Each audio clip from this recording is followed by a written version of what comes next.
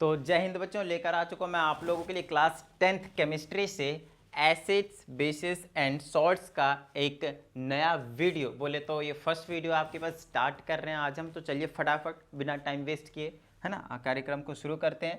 तो देखिए यहाँ पे सबसे पहले क्या कहा गया है, acids are the substances which are sour in taste. तो नो डाउट खट्टे होते हैं, ये हमें मतलब पहले से ही पता है। काफ़ी चीज़ें आप लोगों को एसिड्स के बारे में पता होंगे, बेसिक चीज़ें, ठीक है। बट यहाँ पे थोड़ी सी एडवांस चीज़ों की ओर चलते हैं हम, जहाँ पे हमें पता है कि जो एसिड्स हैं वो क्या करते हैं, हाइड्रोनियम आयन को इल्ड करते हैं, देते हैं, निकालते हैं। कब? When we dissolve acids in water. जब आप वाटर में एसिड को डाल देते हैं, जैसे कि आपने HCl डाला किस में, वाटर में, तो ये क्या करता है, ये टूटता है पहले तो H प्लस और किस में, Cl माइनस में। सबसे होता क्या है, ध्यान समझिएगा, पहले तो हाइड्रोजन के आयंस बनते हैं, हाइड्रोजन आयंस बनते हैं, ठीक है ना, हाइड्रोजन आयन बनते हैं। HCl क्या होता है, पहले टूटता है किस में, H प्लस और Cl माइनस में। बाद में हाइड्रोनियम आयन बनता है, बाद में बनता है, पहले नहीं, बाद में बनता है। बाद में फिर क्या करता है, ये जो H प्लस है वो रिकम्बाइन होता है इसके साथ वाटर में डालने के बाद पहले खुद को तोड़ता है एसिड, उसके बाद इसके साथ रिकम्बाइन होता है। फिर जब H प्लस और H2O जब आपस में कंबाइन होते हैं तब जाकर यस H3O पॉजिटिव बनता है। और ये जो चीज़ है, इसी को हम क्या कहते हैं, हाइड्रोनियम आयन कहते हैं। इसी को हम क्या कहते हैं भाई, तो हाइड्रोनियम आयन के नाम से जानते हैं, ठीक है।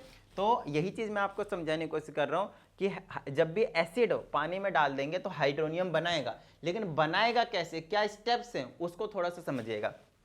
पहले वो अपने आयंस में टूटेंगे और उनके आयंस में एक हाइड्रोजन प्लस होगा, H प्लस होगा। वो H प्लस क्या होगा, रिकम्बाइन होगा वाटर के साथ, फिर आपको हाइड्रोनियम आयन निकाल कर दे देंगे। और कुछ इस तरह से आपके पास जो काम है वो हो जाएगा एसिड का। समझ में आ गई बात। तो जितने भी एसिड्स होते हैं वो क्या करते हैं, जब भी आपके पास वाटर होता है उसमें अगर हम डालते हैं एक्वस के फॉर्म में बेसिकली वो, तो हाइड्रोनियम आयन में कन्वर्ट हो जाते हैं, हाइड्रोनियम आयन में बताते हैं, निकलते हैं, गिव करते हैं। और साथ में नो डाउट दूसरे आयन्स उसमें प्रेजेंट होंगे, मिलेंगे, नो डाउट, दूसरे की कोई दिक्कत नहीं है। बट फिलहाल की जो बात कर रहा था वो कि हाइड्रोनियम आयन देते हैं। समझ में आ गई बात। तो इनको हम क्या कहेंगे, एसिड्स कहेंगे। नो डाउट धीरे धीरे जब मैं एसिड्स, आज हम सिर्फ और सिर्फ एसिड्स के बारे में बात करेंगे। चैप्टर का नाम तो एसिड बेस सॉल्ट है, नो डाउट, बट आज हम सिर्फ एसिड के बारे में बात करेंगे। अगली वीडियो में सिर्फ बेस के बारे में, ठीक है ना। एक वीडियो आ जाएगी आपके पास पीएच के बारे में, और फिर लास्ट में बात करेंगे सॉल्ट के बारे में। बस 4 वीडियो में हमारे पास ये जो चैप्टर है वो कंप्लीट होने वाला है, ठीक है। तो चलिए आगे की बात कर लेते हैं। ये क्या है, नहीं ये अलग क्वेश्चन है, ये यहाँ पे कैसे आ गया, ठीक है। यहाँ पे बात करते हैं अब हम क्लासिफिकेशन ऑफ एसिड्स। बड़े आसान से क्लासिफिकेशन आपको देखने को मिलेंगे, छोटी छोटी चीज़ें होंगे, तो डरने की कोई जरूरत नहीं है, फील आ जाएगा। तो पहला जो क्लासिफिकेशन है, on the basis of sources. Sources का मतलब है जहाँ से मिलता है, ये कहाँ से मिलता है ना। तो कुछ ऐसे होते हैं जो नेचुरली मिलते हैं अपने को एसिड्स, और कुछ ऐसे एसिड्स होते हैं जो इनऑर्गेनिक होते हैं, मतलब हम बनाते हैं। तो नेचुरली जो मिलते हैं उसको हम ऑर्गेनिक बोलते हैं। ध्यान समझिएगा, नोटबुक और पेन ले लीजिए और फटाफट नोट्स साथ में बनाते जाइए। यहाँ पे मैं लंबी लाइनें नहीं लिख रहा हूँ, लेकिन मैं बोलूँगा जरूर, तो उनको साथ में नोट्स बनाते रहिएगा, नोट कर लीजिएगा, ठीक है।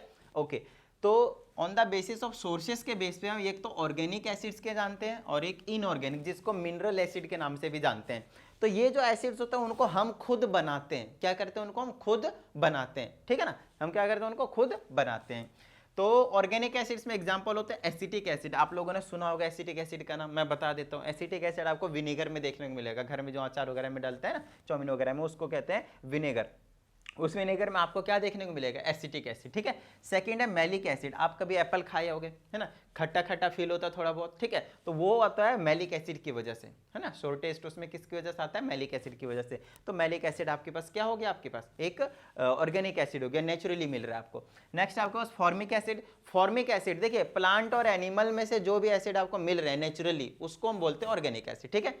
फॉर्मिक एसिड मिलता है आपके पास, या तो नेटल एक प्लांट होता है, उसके लिप्स में कांटे होते हैं, उसके स्टिंग होते हैं, उसमें देखने को मिलेगा, चुभ जाएंगे आपको तो बड़ा फील होगा। और नहीं तो दूसरा चींटी के डंक में, बोले तो जो एंट के स्टिंग होते हैं ना, चींटी के डंक जब काट लेते हैं तो उसमें आपको फॉर्मिक एसिड देखने को मिलेगा। इसको हम एक और नाम से जानते हैं, इसको बोलते हैं मिथेनोइक एसिड। क्या नाम बोलेंगे इसको, मिथेनोइक एसिड, ठीक है। चलिए और मिथेनोइक एसिड हमने आपको पहले पढ़ाया हुआ है कि इसमें ऑर्गेनिक केमिस्ट्री में देख लीजिएगा प्लीज। नेक्स्ट है सिट्रिक एसिड। आपने लेमन देखा होगा, है ना, आपने ऑरेंज देखे होंगे, ये जो खट्टे फ्रूट्स होते हैं जनरली उसमें क्या होते हैं, सिट्रिक एसिड पाए जाते हैं, है ना, लेमन और ऑरेंज में तो खास करके, ग्रेप्स में भी आपके पास सिट्रिक एसिड देखने को मिलेगा। Next tartaric acid. Tartaric acid आप लोगों ने देखा होगा, उसमें क्या कहते हैं उसको, टिडिंग टिडिंग टार्टरिक, या हाँ इमली में, ठीक है ना, टैमरिंड नाम सुना होगा, टार्टरिक एसिड, ठीक है ना, उसमें पाया जाता है। नेक्स्ट है लैक्टिक। लैक्टिक एसिड आपको दही में देखने को मिलेगा, किस में, दही में, कर्ड में, गॉट इट, ओके। तो ये जितने भी ऑर्गेनिक एसिड्स होते हैं वो ऑलमोस्ट क्या क्या होते हैं, वीक एसिड। अब देखिएगा यहाँ पे मैंने हर एक एसिड को ये भी बता दिया कि कहाँ कहाँ से मिल रहा है वो, लेकिन मैंने यहाँ पे लिखा नहीं है। It means you have to make notes, remember, मैं यहाँ पे कम चीज़ें लिखकर ज़्यादा चीज़ें एक्सप्लेन कर रहा हूँ, बट आपको साथ साथ में नोट्स जरूर बनाने हैं। तो ये जनरली वीक एसिड्स होते हैं। ये ऐसा नहीं है कि भैया आपने अपने स्किन पे डाला, लोगों का थोड़ा सा भ्रम रहता है और ये एसिड है हाथ में जल जाएगा, ऐसा नहीं है, ठीक है ना। क्यों, क्योंकि ये नेचुरल वाले एसिड्स हैं, ये वीक एसिड्स होते हैं, ये हम कंज्यूम करते हैं लेकिन इधर आप जरा, है ना, डर जाओगे, क्यों, क्योंकि इसको कंज्यूम नहीं करोगे, जला ही देंगे, ये जला देंगे। तो इनको हम इनऑर्गेनिक कहते हैं या फिर मिनरल एसिड्स के नाम से जानते हैं, जो हम क्या करते हैं, मैनमेड होते हैं, हम बनाते हैं अपनी तरफ से। Hydrochloric acid, sulphuric acid, nitric acid, ये तीन हद से ज़्यादा इंपॉर्टेंट वाले, ठीक है। ये थोड़े स्ट्रॉन्ग एसिड होते हैं, थोड़े नहीं, बहुत ज़्यादा, ठीक है, आगे बात करेंगे। नेक्स्ट आपके pass on the basis of constituent elements, किस चीज से बना है उसके बेसिस पे हमने क्लासिफाई कर रखा है। पहला आपके पास है ऑक्सी एसिड्स, दूसरा है हाइड्रा एसिड्स। तो ऑक्सी एसिड्स क्या होंगे देख लीजिए, जैसे कि हाइड्रोजन और ऑक्सीजन के साथ साथ नॉन मेटल होंगे, हाइड्रोजन भी होंगे, ऑक्सीजन भी होंगे और एक नॉन मेटल भी होगा, उसको हम ऑक्सी एसिड्स के नाम से जानेंगे। जैसे सल्फ्यूरिक एसिड देखिए, हाइड्रोजन है, ऑक्सीजन है और आपके पास एक सल्फर के नाम पर नॉन मेटल है। हाइड्रोजन है, ऑक्सीजन है, नाइट्रोजन क्या है, नॉन मेटल है, हाइड्रोजन है, ऑक्सीजन है, ये क्या आपके पास नॉन मेटल है। सल्फ्यूरिक एसिड, नाइट्रिक एसिड और ये है आपके पास नाइट्रस एसिड, क्या है ये, नाइट्रस एसिड, याद रखिएगा, ठीक है ना। ऐसे ही मैं आप लोगों को सारी बता दूंगा, ठीक है। नेक्स्ट कौन से नाम मैं यहाँ पे लिखा नहीं, इसका मतलब ये नहीं कि आपको नहीं लिखना, आपको लिखना है नोट्स बनाते टाइम, ठीक है। हाइड्रा एसिड्स, जिसमें हाइड्रोजन होंगे और एक नॉन मेटल होंगे, इसमें ऑक्सीजन नहीं होगा। हाइड्रोक्लोरिक एसिड, है ना, HBr, HI, हाइड्रोजन ब्रोमाइड कहते हैं इसको, है ना, या फिर इसको क्या है, हाइड्रोजन आयोडाइड के नाम से जानते हैं ना, हाइड्रोजन क्लोराइड के नाम से जानते हैं, आपको मालूम होना चाहिए, ठीक है, इतनी बात, ठीक है, ओके। नेक्स्ट क्लासिफिकेशन है on the basis of strength, कि किस में कितना ज़्यादा ताकत है, कौन जितना कितना ज़्यादा आपको हार्म पहुंचा सकता है, बस मतलब समझने के लिए, है ना। जैसे अभी बोल रहे थे कि स्ट्रॉन्ग एसिड्स है, स्किन जला देगा, तो स्ट्रॉन्ग वाले जला देगा, वीक वाले नहीं जलाएंगे। तो जितने भी ऑर्गेनिक थे मैंने आपको पहले ही बता दिया, वैसे ये वाले क्लासिफिकेशन मैंने आपको पहले बता दिया है ना, कि स्ट्रॉन्ग और वीक। तो स्ट्रॉन्ग में आपके पास hydrogen chloride, hydrogen bromide, hydrogen iodide आ जाता है ना, सल्फ्यूरिक एसिड, नाइट्रिक एसिड, और इसको बोलते हैं हम परक्लोरिक एसिड। मैंने लिखा नहीं है बट आपको लिखना है, परक्लोरिक एसिड, ठीक है। नेक्स्ट इधर वीक एसिड में आपको बता दिया ऑर्गेनिक वाले। अच्छा ये यहाँ पे एक लाइन और लिख रखा है मैंने, डिसोसिएट्स कंप्लीटली, है ना, हमें पता कैसे चलेगा कि ये स्ट्रॉन्ग एसिड है या फिर वीक एसिड है, तो आप डिसोसिएशन करवाएंगे। डिसोसिएशन करवाने का मतलब होता है आप उसे पानी में डाल देंगे, और पानी में डालने के बाद अगर वो अपने सारे ही आयंस में टूट जाए, सारे ही आयंस में टूट जाए, तब हम उसको कहते हैं क्या, strong acid, dissociates completely. But जो कंप्लीटली डिसोसिएट्स नहीं होते हैं, जो कंप्लीटली डिसोसिएट्स नहीं होते हैं, उसको हम क्या कहते हैं, वीक एसिड। ऑर्गेनिक वाले सारे, ठीक है ना। Acetic acid, carbonic acid, methanoic acid का ये फॉर्मूला है, और ये है आपके पास फॉस्फोरिक एसिड, ये है सिट्रिक एसिड, ये है बोरिक एसिड, और ये कौन सा एसिड है, ये लैक्टिक एसिड, ठीक है ना, ये लैक्टिक एसिड है, वीक एसिड वाले। तो ये कहीं ना कहीं मैंने आपको बता ही रखा है। चलिए मैंने नाम बता दिया, मैंने आप लोगों को यहाँ पे क्या करा, मैंने नाम बता दिया, लेकिन आपको मैंने लिखा नहीं है, आपको लिखना है। चलिए आगे की बात करते हैं। यहाँ मैंने बस एक तरीके से कह सकते हो की पॉइंट्स लिख रखे हैं, कंप्लीट डिटेलिंग नहीं दे रखी। You have to write statements and the name also. Next on the basis of, हम कॉन्सेंट्रेशन के बेस पे करेंगे कॉन्सेंट्रेशन। तो एक होता है कॉन्सेंट्रेटेड एसिड और एक होता है डाइल्यूट एसिड। तो इन दोनों के लिए की पॉइंट्स लिख रखा है मैंने। कॉन्सेंट्रेटेड के जब भी हम बात करेंगे तो उसमें एसिड की क्वांटिटी ज़्यादा होगी बट वाटर की क्वांटिटी कम होगी, है ना। फॉर एग्जाम्पल मैंने बोला कि भाई 90 ml एसिड है, ठीक है ना, 90 ml एसिड है, और जो 10 ml है वो आपके पास वाटर है, वाटर। इन दोनों से मिलाया तो हमें एक सॉल्यूशन मिला। अब हमें बताना है कि ये जो सॉल्यूशन है वो कॉन्सेंट्रेटेड है या डाइल्यूट है, कॉन्सेंट्रेटेड है या डाइल्यूट है, तो no doubt it will be dilute because here concentration sorry amount of acid is greater, ठीक है। इसका उल्टा कीजिए आपको डाइल्यूट मिल जाएगा। तो आप लोगों ने कभी अगर लैब गए होंगे केमिस्ट्री लैब तो आपको पता चलेगा कि वहाँ पे लिखा हुआ रहता है एक में कॉन्सेंट्रेटेड एसिड और एक में लिखा रहता है डाइल्यूट एसिड। तो कॉन्सेंट्रेटेड एसिड में एसिड का अमाउंट बहुत ज़्यादा है और जो वाटर का अमाउंट है वो ना के बराबर बहुत कम है। वहीं पे जब डाइल्यूट की बात करते हैं, अलग से बनाकर हम डाइल्यूट ऐसे रखते हैं रिएक्शंस करवाने के लिए, राइट। तो उसमें हम क्या करते हैं, उसमें थोड़ा सा पानी लेकर उसमें एसिड मिला, ज़्यादा पानी लेकर थोड़ा सा एसिड मिला देते हैं, तो वो हमारे पास डाइल्यूट एसिड का काम करता है। समझ में आ गया होगा, डिटेल में लिख लीजिएगा प्लीज़, ठीक है। चलिए आगे की बात कर लेते हैं। On the basicity of N acid, on the basis of basicity of N acid, कि एक एसिड में क्या बेसिसिटी है उसके बेस पे आपको बताना है एक एसिड की क्या बेसिसिटी होगी। अब ये क्या होता है सर बेसिसिटी? बेसिसिटी का मतलब समझिए, बेसिसिटी होता है एसिड का और एसिडिटी होता है बेस का। तो जब हम बेस पढ़ाएंगे आपको तो वहां पे एसिडिटी ऑफ बेस पढ़ाऊंगा, ठीक है ना, ध्यान रखिएगा। फिलहाल हम बात कर रहे हैं बेसिसिटी की। तो बेसिसिटी का मतलब होता है number of H plus ions. कई जगह पे इसके जगह हाइड्रोनियम आयन लिखा रहेगा, बात एक ही है। H प्लस आयन जितने निकलेंगे उतना ही वाटर मॉलिक्यूल के साथ मिलकर हाइड्रोनियम आयन बना लेंगे, जो सबसे पहले आज मैंने आपको समझाया। तो number of H plus ions releases, तो जितने ज़्यादा आपके पास no doubt H plus ion से निकलेंगे उतना ही उसकी बेसिसिटी हो जाएगी। एग्जाम्पल के तौर पे कुछ होते हैं मोनोबेसिक, कुछ होते हैं डाइबेसिक, कुछ होते हैं ट्राइबेसिक। तो मोनोबेसिक का मतलब है जो एक H प्लस रिलीज करेगा उसको हम मोनोबेसिक के नाम से जानेंगे, ठीक है। अच्छा ध्यान रखिएगा, बेसिक का नाम आते हैं यहाँ पे, बेस की तरफ नहीं जाना है। बेसिक नाम है, बेसिसिटी नाम है, तो वो किसका निकलेगा? एसिडिटी का, क्योंकि ये H प्लस रिलीज कर दे रहा है, ध्यान रखिएगा। HCl को जब हम पानी में डालते हैं तो H प्लस और Cl माइनस में टूटता है, एक H प्लस दे देता है, और बाद में ये वाटर के साथ अगर मिल जाए तो ये क्या बना लेगा? Hydronium ion. और यही तो मैं कह रहा हूँ कि एक हाइड्रोनियम आयन देगा या फिर एक H प्लस देगा, एक ही बात। नाइट्रिक एसिड एक H प्लस में टूटेगा और नाइट्रेट आयन में टूटेगा, तो एक H प्लस दे रहा है। सल्फ्यूरिक एसिड, ध्यान से समझिएगा, इनको तोड़ने का भी एक तरीका होता है, ये नहीं कि भैया एकदम बुरी तरीके से तोड़ दिया। ऐसे होता है, पहले एक एक आयंस करके तोड़ेंगे। H2SO4 है, जब आपने इसको पानी में डाला है, ठीक है ना, तो एक्चुअल में क्या होगा? एक्चुअल में ऐसे होगा, H प्लस टूटेगा और HSO4 के ऊपर आ जाएगा माइनस का साइन, ऐसे टूटा, ठीक है। अच्छा बाद में ये वाटर के साथ मिलकर हाइड्रोनियम आयन बना लेगा, H3O पॉजिटिव। चलिए आप हमें सिर्फ H प्लस देख लेते हैं। बाद में ये जो HSO4 है, ये जो HSO4 है आपके पास, HSO4 नेगेटिव है, वो क्या करेगा? उसको अगर पानी में तो हमने डाल ही रखा है, बाद में फिर से वो क्या करेगा? अपने आप को तोड़ेगा, फिर से तोड़ेगा वो H प्लस और SO4, अब की बार हो जाएगा इसके ऊपर 2 माइनस। समझ रहे होंगे? Got it? तो एक आयन निकला, फिर दूसरी बार में दूसरी आयन निकल गया, और ये आपके पास देखते ही देखते बता दिया भैया। बाद में इसको आप हाइड्रोनियम आयन बना सकते हो वाटर के साथ कंबाइन करवा के, नो डाउट, वो घर की बात है ना, वो मैंने आपको सिखा दिया, बना लीजिएगा। सो ओवरऑल हुआ यहाँ पे क्या हुआ? आपने चेकआउट किया कि क्या कर रहा है, ये एक दे रहा है, ये कितने दे रहे हैं? 2 देंगे, ये भी 2 देंगे। ये आपके पास किसका फॉर्मूला यार? H2C2O4। यस, ये है आपके पास ऑक्जेलिक एसिड का फॉर्मूला। किसका ये फॉर्मूला? ऑक्जेलिक एसिड का फॉर्मूला। समझ में आ गई इतनी बात? किसका फॉर्मूला? Oxalic acid. मैंने लिखा नहीं है वहाँ पे, शायद सबसे पहले वाले में मैं लिख देता हूँ ऑक्जेलिक एसिड। यहाँ पे आप लिख सकते हैं ऑक्जेलिक एसिड, ठीक है ना, इसमें ट्रेडिंग करके आजा बेटा आजा। ऑक्जेलिक एसिड, ऑक्जेलिक एसिड तो किस में पाया जाता है सर? तो ये पाया जाता है टमाटर में, बोले तो टोमेटो, ठीक है।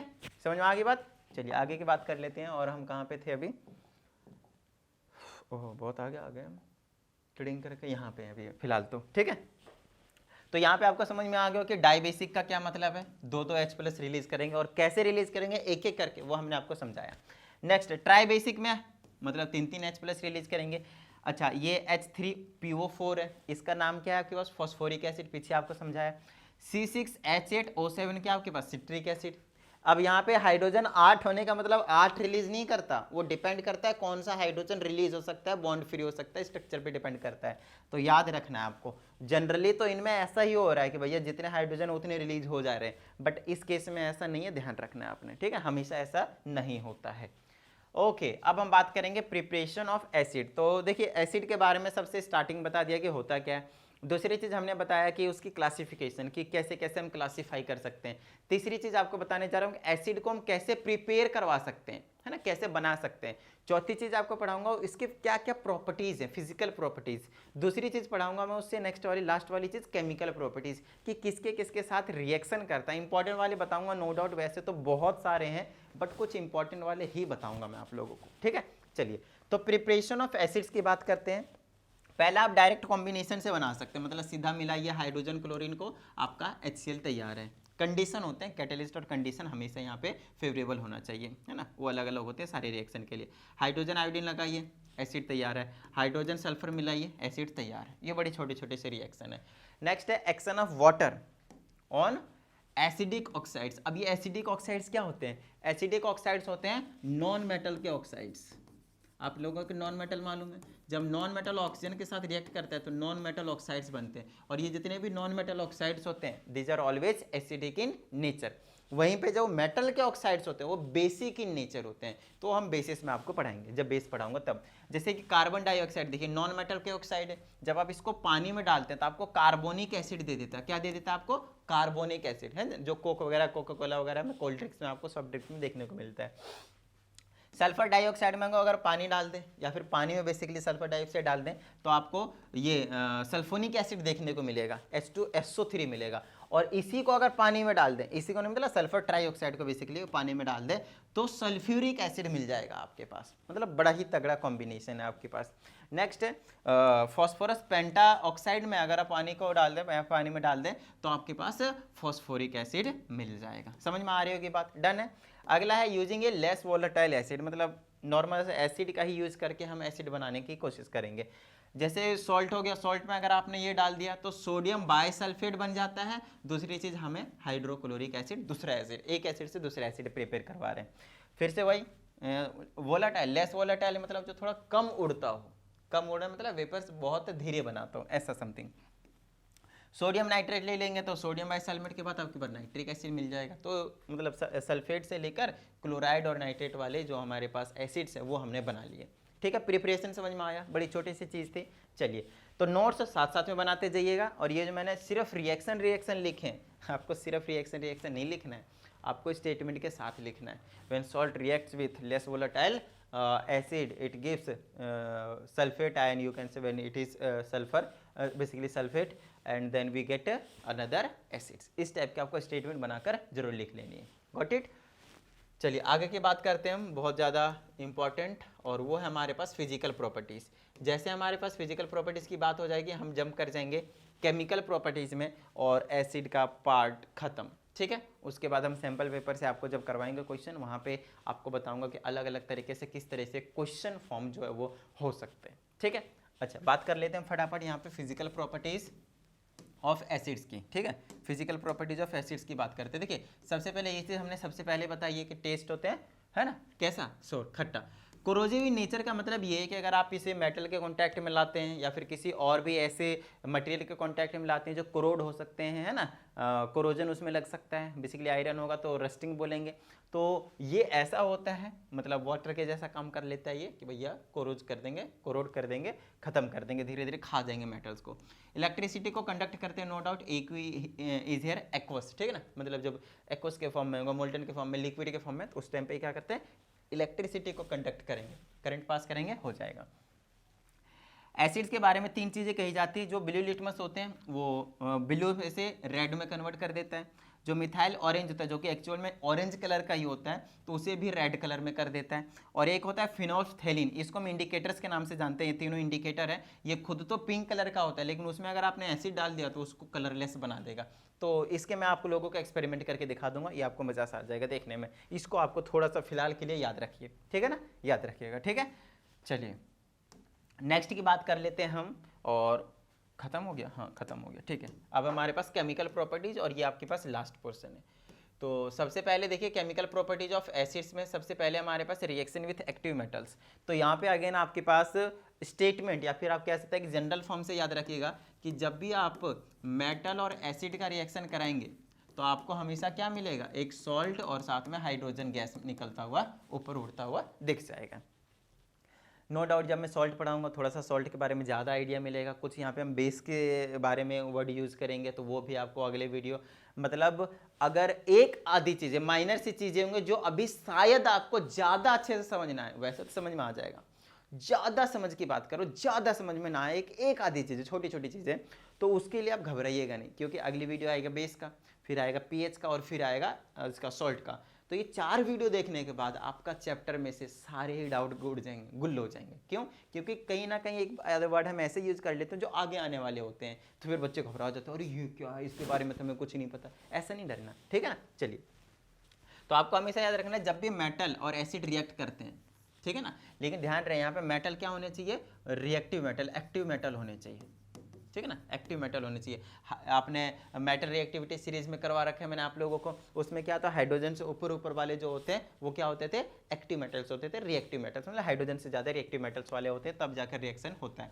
तो जिंक है और आपके पास क्या है, HCl है। तो जिंक और HCl को जब मैं मिलाता हूँ तो क्या मिलता है, salt, zinc chloride. Hydrogen gas को पहले उड़ा दीजिए यहाँ से, तो जिंक क्लोराइड निकलता हुआ मिल जाएगा। आपको फॉर्मूले बनाने आने चाहिए जिंक क्लोराइड, ऐसा नहीं ZnCl लिख दिया बस खत्म बात। ZnCl2 होता है, क्यों होता है, क्रॉस करके बनाते हैं, चार्ज लिखकर वैलेंसी लिखकर, ठीक है ना।